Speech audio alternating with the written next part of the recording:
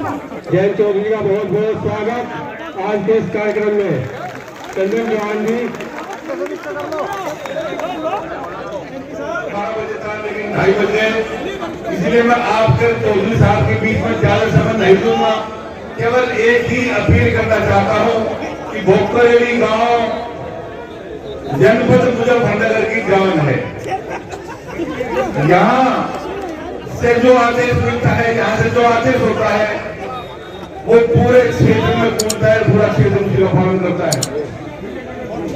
साथियों, 20 तारीख में जो चुनाव होने जा रहा है, मेरी सभी वर्ग के लोगों से, सभी जाति, सभी समाज, सभी धर्म के मानने वाले लोगों से ये अपील है, ये दरख्वास्त है कि 20 तारीख में राष्ट्रीय लोकदल की प्रत्याशी जिनका चुनाव चिन्ह नर है, जो आपका अपना प्यारा चुनाव चिन्ह है, उसी के सामने का बटन दबाकर जयंत चौधरी जी का सम्मान बढ़ाए, योगी आदित्यनाथ जी के हाथ मजबूत करे और अपने क्षेत्र में अपने ही बीच की एक महिला को विधायक बनाने का काम करें। इलाके की राजधानी भोकरेली में इस चुनावी सभा की अध्यक्षता कर रहे आदरणीय अध्यक्ष जी, मंच पर उपस्थित हमारे आपके नेता, और अगर मैं गलत नहीं हूं तो 11 महीने में 30 बार भोकरेली आने वाले हमारे नेता ऐसे आदरणीय जयंत चौधरी जी के जोरदार ताली से स्वागत करना चाहता हूं। हमारे आपकी योग्य प्रत्याशी आदरणीय नितेश पाल जी, आदरणीय मंत्री जी, विधायक दोनों पार्टी के हमारे जिलाध्यक्ष, पूर्व विधायक और तमाम राष्ट्रीय लोकदल और भारतीय जनता पार्टी के पदाधिकारी और सामने बैठी शानदार सर्व समाज की सरकारी, मैं आप सबका धन्यवाद देता हूं कि आप सबने जिस तरीके से स्वर्गीय चौधरी चरण सिंह जी का झंडा बुलंद रखने का काम किया। आज अगर कहीं मैं कहूं तो ये गलत नहीं होगा, पश्चिम उत्तर प्रदेश की घाट और भोकरेली का समर्पण राष्ट्रीय लोकदल को झंडा उठा रखने के लिए सबसे ऊंचा रहना काम करता है। आदरणीय भाई साहब, आप 4 दिसंबर 2023 को यहाँ आए थे और भगवान की वो वाणी और इस इलाके में जहां शुक्र तीर्थ है और जहां अविरल धारा लाने के लिए आपने हम सबको निर्देशित करके आगे बढ़ाने का काम किया। जो शब्द आपने यहां से बोले थे, जिस वाणी को आपने यहां से शुरुआत की थी, शायद जीवन में पहली बार, उसे दिल्ली की सरकार भी रोक नहीं पाई और किसान मसीहा चौधरी चरण सिंह जी को भारत रत्न देने का काम किया। यही वो धरती है और यही वो ये कॉलेज है और यही वो परिसर। आज आप यहाँ आए, हम आपका सर्व समाज की सरदारी ये सब स्वागत करना चाहते हैं।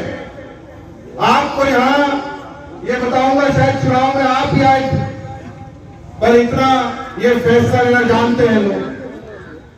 ये जब नलका यहाँ चलेगा,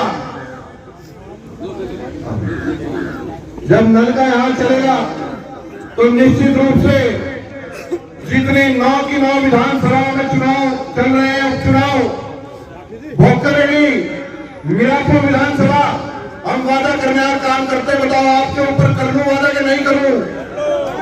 एक भी राउंड में नितेश पाल जी पीछे रहने का काम नहीं करेंगे, हर राउंड में आगे लीड तो बनती रहेगी, वो आगे बढ़ने का काम करेंगे। नितेश पाल जी को आज हम सब अपने आप को प्रत्याशी मान के, अपने आप को जयंत चौधरी जी मान के, अपने आप को योगी आदित्यनाथ जी मान के घर घर गली गली घूमने का काम कर रहे हैं, क्योंकि ये विश्वास आपका है। जब एक स्वर में मैंने परिवार के आप मुद्दा हो एक सिद्ध स्वरूप मैंने एक एप्लीकेशन रखी, आपने एक मिनट लगाई, सीधा लखनऊ जाके माननीय मुख्यमंत्री जी के सामने रखी और वहां स्वीकार किया कि मोरना शुगर मिल का विस्तारीकरण होगा तो इसी साल होगा और इसी जगह होगा और पूरी क्षमता के साथ होगा। बताओ इस ताकत को बनाकर रखोगे कि नहीं रखोगे? इस ताकत को बनाकर रखना। और ये मत सोचना है चंदन है 5 साल में एक बार वोट चलनी चाहिए, इसने 5 साल में अब तक 3 बार डलवा दी। 3 गुना विकास होकर आएगा, 3 गुना तरक्की लेके आएंगे। और जहां मेरी तो बुआ है मिथिलेश पाल जी, मैं गलत नहीं हूं तो 5वां चुनाव लड़वा रहा हूं मिथिलेश पाल जी को 2009 में। जो स्कूल की ट्रेनिंग ली थी राजनीति की, वो इन्हीं के चुनाव में घूम घूम के लेने का काम किया। तो आज सब आप एकजुट होके, एक स्वर में होके आदरणीय मिथिलेश पाल जी को चुनाव जिता के यहाँ से भेजेंगे। और वो मान सम्मान, वो तरक्की का रास्ता, चाहे जितनी सड़कें हो, चाहे जितने एफआरयू यूनिट भोपाल सीएचसी को बनाने का काम हो, ग्रामीण अंचल में स्टेडियम के निर्माण हो, सड़कों का जाल हो, मिल का विस्तारीकरण हो, चाहे शिक्षक विकास परिषद की घोषणा हो, ऐसी कोई घोषणा नहीं बची तो 2022 के चुनाव में हम सब मिलकर घूमने का काम किया था। और ये तरक्की, ये रास्ता, ये अब आपके हाथ में। 20 तारीख है और बैलेट पे 5वें नंबर पे नलके का निशान है, उसे 1 नंबर से यहाँ करके भेज देना तो मिथिलेश पाल के और हम चौधरी साहब के आदेश पे मीरापुर और पश्चिम उत्तर प्रदेश की आवाज बुलंदी से उठा पाएंगे।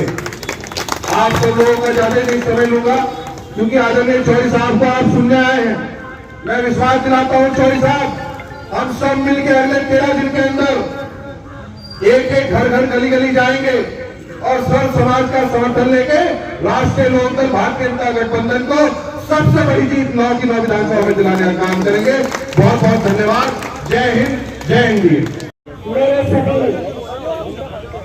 भाई बसा के माताओं और बहनों और आप सभी के नेता, कर्मठ जुझारू, जो किसान मसीहा के नाम से जाने जाते हैं, हमारे आदरणीय जयंत चौधरी जी, मंच पर उपस्थित सम्मानित राष्ट्रीय लोकदल भारतीय जनता पार्टी के जिला अध्यक्ष, विधायक, पूर्व विधायक, मंत्री, पूर्व मंत्री, जिला पंचायत सदस्य, पूर्व जिला पंचायत सदस्य, प्रमुख, पूर्व जिला पंचायत सदस्य और भारतीय जनता पार्टी और राष्ट्रीय लोकदल के बाहर से आए सभी सम्मानित मेरे शीर्ष नेताओं, आप सबका मैं नंदन और अभिनंदन करती हूँ, स्वागत करती हूँ। अपने सामने बैठे अपने भाइयों का, बुजुर्गों का, माताओं का, बहनों का और पत्रकार बंधुओं का दिल से स्वागत करती हूँ और नंदन अभिनंदन करती हूँ। मैं आपके बीच में आपके नेता और भारतीय जनता पार्टी राष्ट्रीय लोकदल के गठबंधन की प्रत्याशी हूँ और मैं धन्यवाद करना चाहती हूँ अपने आदरणीय जयंत चौधरी जी का कि चौधरी साहब ने एक पिछले समाज की महिला को 9 सीटें, पूरे प्रदेश में 9 सीटों पर चुनाव हो रहा है, लेकिन पूरे प्रदेश में 9 सीटों पर चुनाव होने के बावजूद 1 सीट राष्ट्रीय लोकदल के खाते में आई थी। वो भी चौधरी साहब ने इस अपने पिछले समाज की महिला को और नारी शक्ति को आगे बढ़ाने का काम किया है। मैं इनका धन्यवाद करना चाहती हूँ।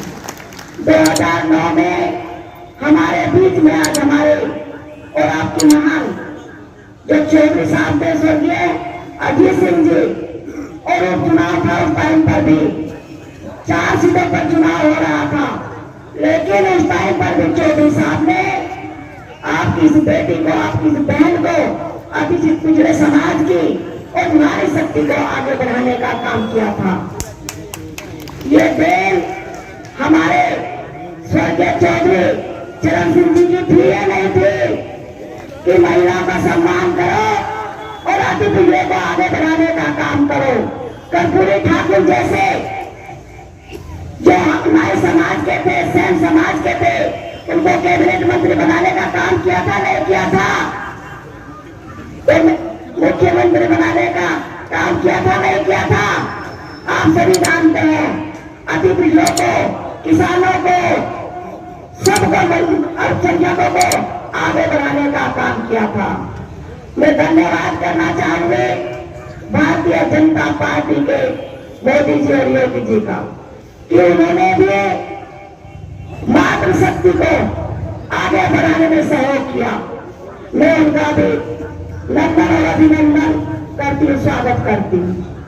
और एक बात कहना चाहती हूँ कि आप सबने मुझे पहले भी 10 साल का मौका दिया था, उपचुनाव था, और सहयोग की बात देखिए कि पहले भी लड़ने वाले मैं भी आपकी बेटी और बहन, और दूसरा जो विपक्ष में लड़ रहा है वो एक काजी राणा का भाई मुस्लिम राणा था।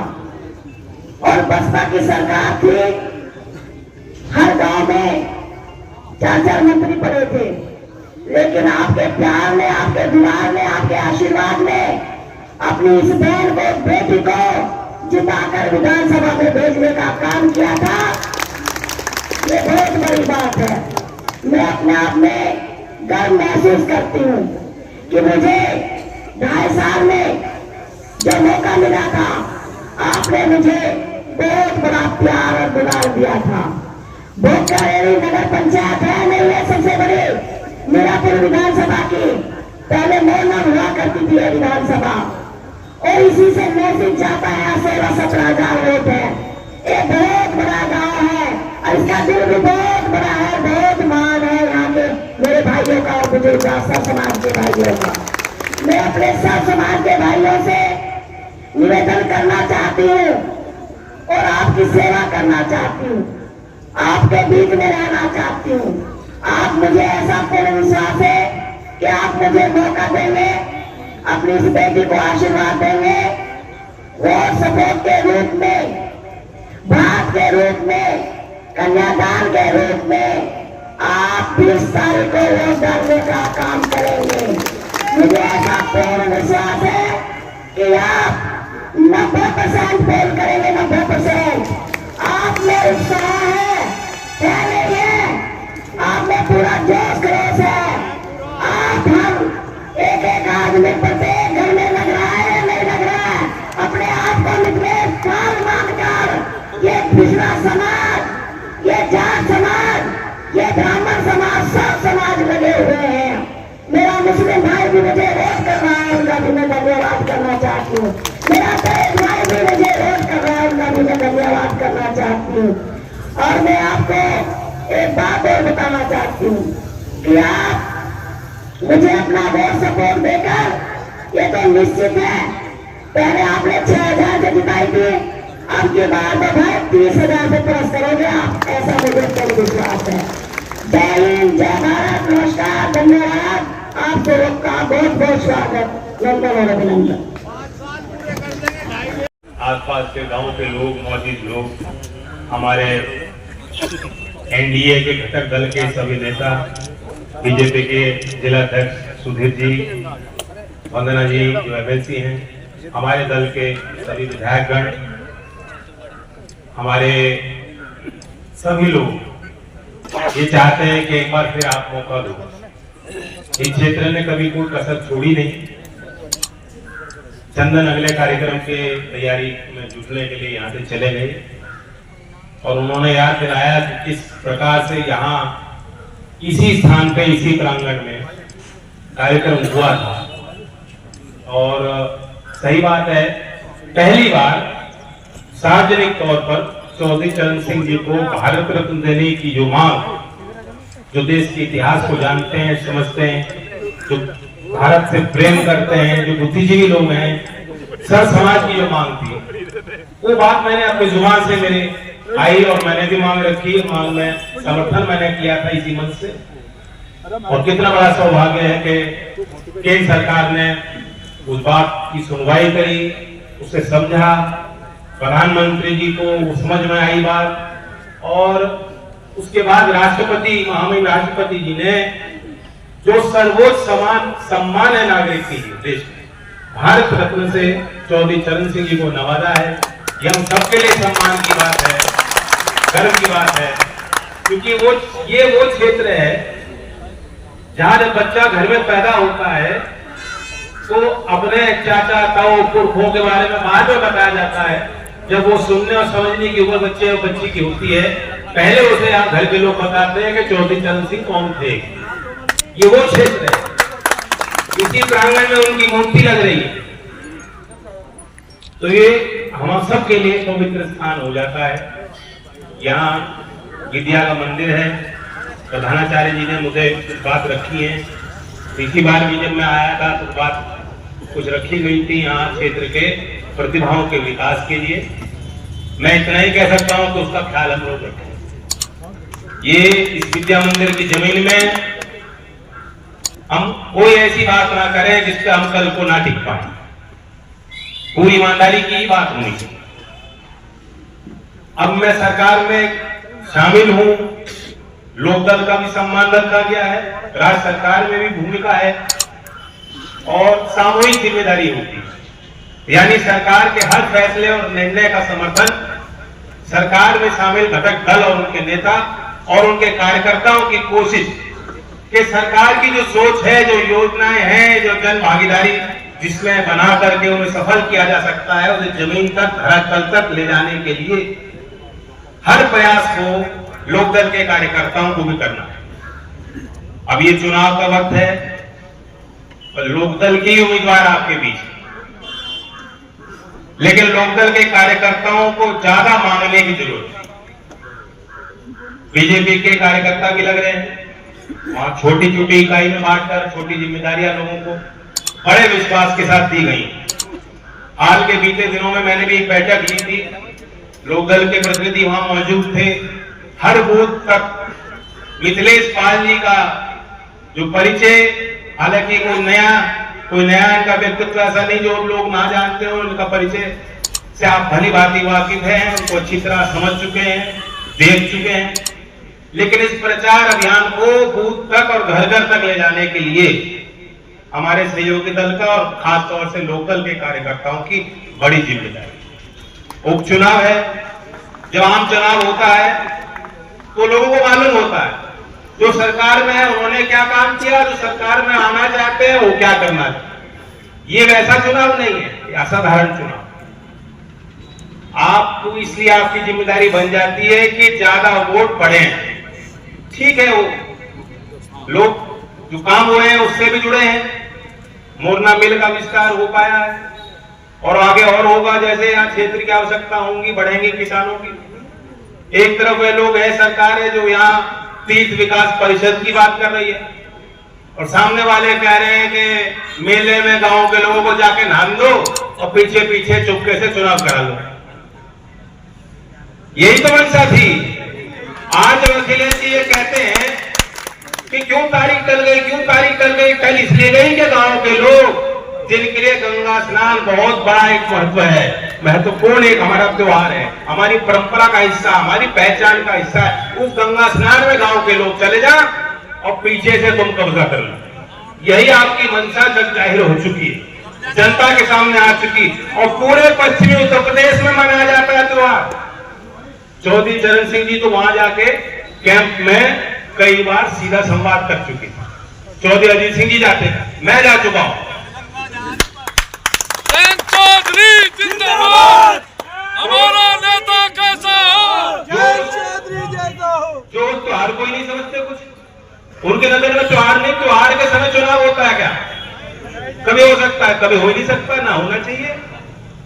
तो उस त्योहार को जो लोग नहीं मानते वे अपमान आपका भी कर रहे हैं, त्योहार का भी कर रहे हैं, हमारी मान्यताओं का, गांव देहात की मान्यताओं का अपमान कर रहे हैं, संविधान का कर रहे हैं, चुनाव आयोग को कटघरे में खड़ा करके और लोकतंत्र का अपमान कर रहे हैं। तो सीधी सी बात है, अपने संस्कारों को आगे बढ़ाने के लिए।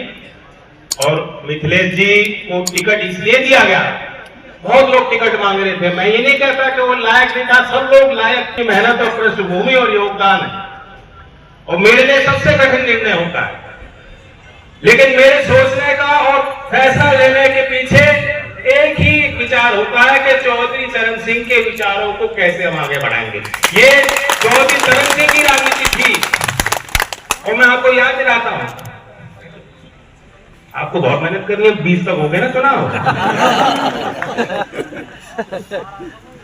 चौधरी चरण सिंह जी ने जो काम किए उसका लाभ किस वर्ग को मिला सबसे ज्यादा? जब जमींदारी उन्मूलन और भूमि सुधार किया, जो अति पिछड़ा वर्ग है, जो अनुसूचित जात के लोग हैं, जो सबसे गरीब लोग हैं, उन्हें जमीन का मालिक बनाने के लिए ये काम चौधरी चरण सिंह ने किया। और उस समय उत्तराखंड भी उत्तर प्रदेश का हिस्सा था। कुमाऊं के क्षेत्र के बड़े बड़े दिग्गज नेता कांग्रेस में सब थे। गोविंद जी पंत जी और नारायण दत्त तिवारी जी जो मुख्यमंत्री बने, सबने इस बात का विरोध किया कि कुमाऊं क्षेत्र के जो जोतदार हैं वो जमीन के मालिक ना बन पाए। चौधरी साहब ने कहा ना, ये तो होकर आएगा। और उत्तराखंड के लिए आपके काम आप आते जाते रहते हो। उत्तराखंड में आप कुमाऊं क्षेत्र में जोतदारों में अगर आप कोई गिनती करोगे, सबसे ज्यादा लाभ उसमें से लेगा अति पिछड़ा समाज और अनुसूचित जात के लोग। एक झटके में पटवारी हटा दिए थे और कहा नई भर्ती होगी। उससे पहले पटवारी कभी कोई अति पिछड़ा समाज का होता था क्या? कोई ऐसी का बन सकता था पटवारी? कोई नहीं होता था। वो तो पैदाइशी में पद थे, पैदाइशी में मिलते थे। चौधरी साहब ने कहा जो नई भर्ती होगी उसमें आरक्षण दिया जाएगा। 1963 में चौधरी साहब कृषि मंत्री थे।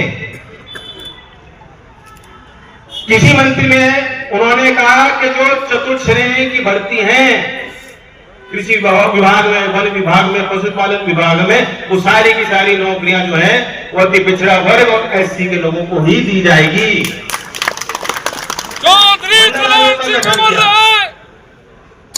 कितने उदाहरण चौधरी साहब की राजनीति थी कि कर्पूरी ठाकुर मुख्यमंत्री बने, भारत रत्न कर्पूरी ठाकुर जी को दिया गया। ये सारी चीजें ये चौधरी चरण सिंह के सामाजिक और राजनीतिक जो उनके दृष्टिकोण था देश के लिए, ये उसका नतीजा है, सीधा नतीजा। इसलिए उसी बात को आगे बढ़ाने के लिए मिथिलेश जी महिला भी हैं, हमारी महिला नेत्री भी यहां मौजूद है, महिला मतदाता कम आई है, लेकिन मैं उम्मीद करता हूं कि क्योंकि मिथिलेश जी महिला है, वो घर में घुस के वोट मांग सकती हैं, वो जाएंगी, सब मिलकर प्रयास करें। मैं ये बात कहूंगा आखिर में कि मिथिलेश जी के चयन के पीछे कहां गए? मिथिलेश जी को सिंबल तो मैंने दिया है क्योंकि अब मैं अध्यक्ष हूं दल का, लेकिन ये प्रत्याशी मेरी नहीं है, ये प्रत्याशी चौधरी अजीत सिंह जी की है, जिन्होंने इनको पहली बार चुनाव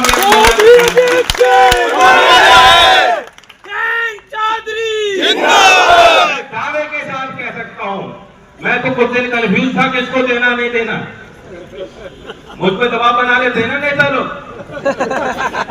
चौधरी जी से जीना मानते थे, उस टाइम तो बस भर के आ जाते थे लोग, वही डेरा डाल के घर पे ही, रात में भी बैठे हैं, सुबह भी बैठे हैं, घेर के रखा, लेकिन चौधरी साहब नहीं करते थे, उनके मन की कोई किया करते। मैंने तो ये सोचा चौधरी अजीत सिंह जी होते कोई डाउट ना होता, 1 2 2 कहते मिथिलेश पाल लड़ेगी। आज चौधरी अजीत सिंह जी होते 2 मिनट में कह देते मिथिलेश लड़ेगी। मैं यही मुझे ध्यान में था, उसी बात को आगे बढ़ाने के लिए 2.5 साल पहले मिले थे और 2.5 साल एक बार फिर मिथिलेश को मौका दे दो और लोकदल को ताकत दो, एनडीए को ताकत दो। प्रधानमंत्री जी जो आज किसान और नौजवान के लिए, सभी समाज के लोगों के लिए करना चाहते हैं, उसे ताकत। धन्यवाद। बताओ। खोकर हेड़ी में यहाँ इंटर कॉलेज में कार्यक्रम, भव्य कार्यक्रम किया, सभी कार्यकर्ताओं को धन्यवाद। और हमारे बीजेपी के भी नेता लोग, कार्यकर्ता सब बड़ी भूमिका में काम कर रहे हैं ईमानदारी के साथ। पूरी उम्मीद है मीरापुर में जिस प्रकार से 2009 में उपचुनाव में मिथिलेश पाल जी विजयी हुई थी, उससे दुगनी वोट लेकर विधानसभा दोबारा जाएंगे। धन्यवाद।